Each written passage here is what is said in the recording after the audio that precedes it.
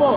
Ako ni Pangulong Manuel Rojas. Di po ba kayong anak ni Senador Jerry Rojas? Magpapatuloy ng kanilang trabaho Na paglilingkod sa ating bayan. para sumigla ang ating bayan. Magsimula tayo sa palengke. Isa si Mar Rojas sa pinakamalakas na pangalan sa politika ng Pilipinas.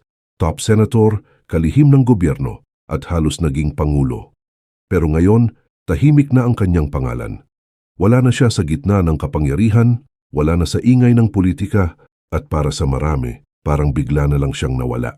Kaya ang tanong, ano ang nangyari kay Mar Rojas?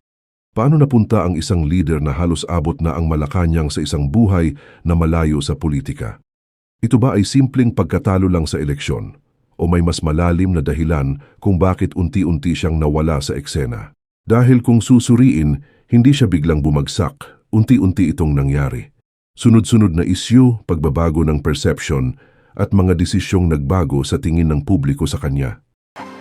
Anak, itabi mo. Ako na. Sama-sama tayo. Hindi ko kayo pababayaan. Lalaban tayo. Si Mar Rojas, bago pa man siya makilala bilang senador, kalihim o presidential candidate, dala na niya ang isang apelyido na may malalim na kasaysayan, ang pangalang Rojas, isang pangalan na matagal nang nakaukit sa politika ng bansa. Siya ay apo ni Manuel Rojas, ang unang pangulo ng ikatlong Republika ng Pilipinas, isang leader na naging bahagi ng pundasyon ng modernong gobyerno. Hindi lang doon nagtatapos ang kanyang pinagmulan dahil ang kanyang ama na si Jerry Rojas ay isa ring senador na kilala sa kanyang serbisyo at advokasya para sa mamamayan. Ibig sabihin, mula pa lang sa kanyang pamilya, nakapaligid na sa kanya ang mundo ng politika, isang political dynasty na may pangalan, impluensya at kasaysayan.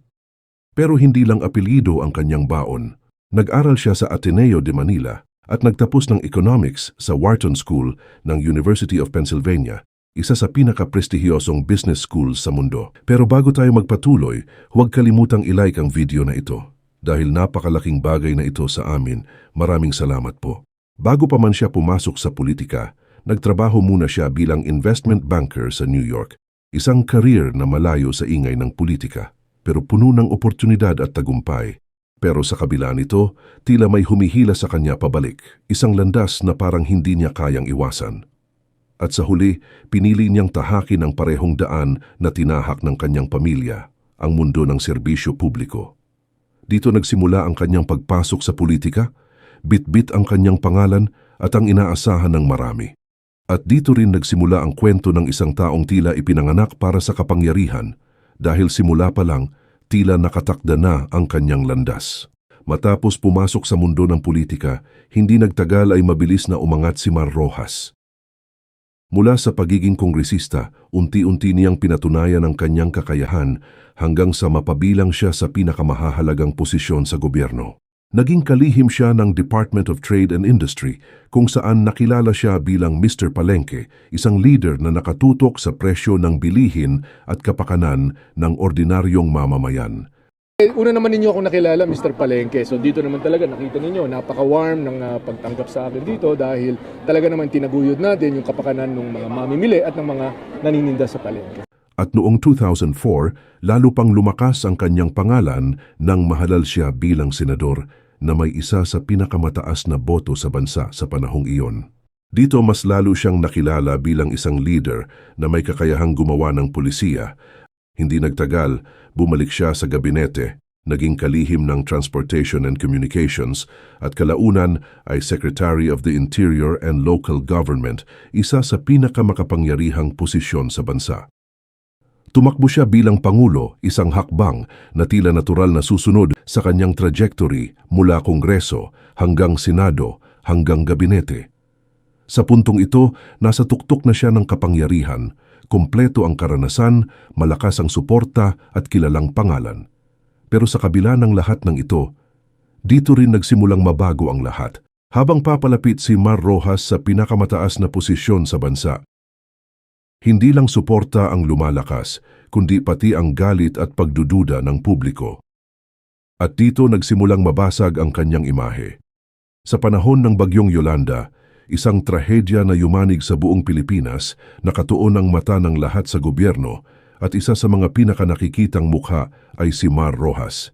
Sa gitna ng kaguluhan, May mga eksenang kumalat, mga pahayag, desisyon at kilos na para sa iba ay tila kulang sa urgency. At doon nagsimulang mabuo ang isang perception na sa panahon na kailangan ang mabilis at matinding aksyon, may mga pagkakataong tila naging mabagal ang sistema.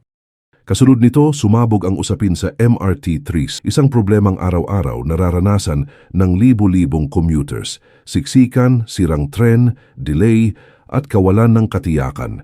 Dahil naging bahagi siya ng pamumuno sa transport sector, unti-unting naituro sa kanya ang sisi ng publiko. At dito lalo pang uminit ang issue. Sa kasagsagan ng MRT controversy, naisama ang pangalan ni Mar Rojas sa isang plunder complaint kaugnay ng maintenance contracts ng MRT3. Isang mabigat na akusasyon na agad umalingaw-ngaw sa publiko at pagkatapos dumating ang Mama Sapano incident. Isang trahedya na kumitil sa buhay ng 44 na SAF members, isang pangyayaring hindi lang balita kundi sugat sa buong bansa. Bagamat hindi siya direktang nagplano ng operasyon bilang DILG Secretary, hindi siya nakaligtas sa sisi sa mata ng publiko. At dito tuluyang nag-shift ang perception. Mula sa Mr. Palengke na promasa, unti-unti siyang naging leader na kinukwestiyon ang kakayahan. Sa social media, hindi lang kritisismo ang bumuhos, kundi memes, pangungutya at tuloy-tuloy na pag-atake sa kanyang imahe. At sa isang iglap, ang isang malakas na kandidato ay naging simbolo ng palpak para sa ilan. Tama man o hindi, isang bagay ang malinaw. Sa politika, hindi sapat na ipaliwanag mo ang sarili mo. At dito unti-unting nagbago ang takbo ng kanyang kwento, hindi dahil sa isang pagkakamali lang, kundi sa sunod-sunod na pangyayaring nagpatong-patong hanggang tuluyang bumigat sa kanyang pangalan. Matapos ang sunod-sunod na isyu at pagdududa ng publiko, dumating ang pinakamalaking pagsusulit ni Mar Rojas, ang 2016 presidential election. You are always a pretentious leader. Hindi totoo yan. Ang hirap sa iyo. Secretary Ang Mar hirap is sa iyo. talking. No, it's my time. It's my time. Oras ko Yes, na ngayon. your time. Ang hirap sa iyo, Digong, ay hindi mo sinasabi ang totoo. Ang totoo ay nahuli nga eh. Di ba nahuli? Sa puntong ito, nasa kanya na halos lahat. Malakas na makinarya, suporta ng administrasyon, at isang pangalan na matagal nang inihahanda para sa pinakamataas na posisyon sa bansa. Pero sa araw ng botohan, iba ang naging desisyon ng taumbayan. Natalo siya sa halalan at pumangalawa lamang habang si Rodrigo Duterte ang nanaig. At sa isang iglap, hindi lang kandidatura ang bumagsak, kundi pati ang imahe na matagal niyang binuo. Dahil sa politika, hindi lang sapat na may karanasan ka, kailangan panalo ka rin sa paningin ng publiko. Matapos ang pagkatalo, sinubukan niyang bumalik sa politika noong 2019 bilang senatorial candidate, pero muli siyang hindi pinalad. Nagtapos siya sa ika-16 na pwesto at hindi nakapasok sa Magic 12. Ibig sabihin, 3 sunod na national election losses, Vice President, President at Senador. At sa mundo ng politika, hindi ito simpleng pagkakataon, ito ay malinaw na senyales ng pagbagsak ng momentum.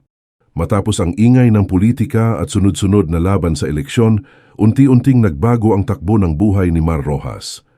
Mula sa pagiging isa sa pinakamakapangyarihang pangalan sa gobyerno, napunta siya sa isang mas tahimik at pribadong pamumuhay na malayo sa spotlight. Sa kasalukuyan, mas nakatuon siya sa kanyang pamilya, kasama ang kanyang asawa na si Corina Sanchez at ang kanilang kambal na anak na sina Pepe at Pilar na isinilang noong 2019.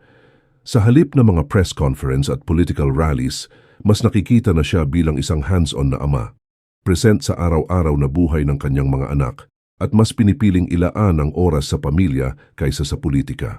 Kasabay nito, kapansin-pansin din ang kanyang paglayo sa mainstream media at sa mga pangunahing usapin sa gobyerno. Ngayon gusto kong marinig ang opinyon ninyo. May tsansa pa ba siyang bumalik sa politika? O tapos na talaga ang kanyang kwento? I-comment nyo sa ibaba. At kung gusto nyo pa ng ganitong klaseng content, yung may lalim, may katotohanan at may kaalaman, huwag kalimutang mag-like, mag-subscribe at pindutin ang notification bell para hindi nyo ma-miss ang susunod nating video. Maraming salamat po sa inyong panonood.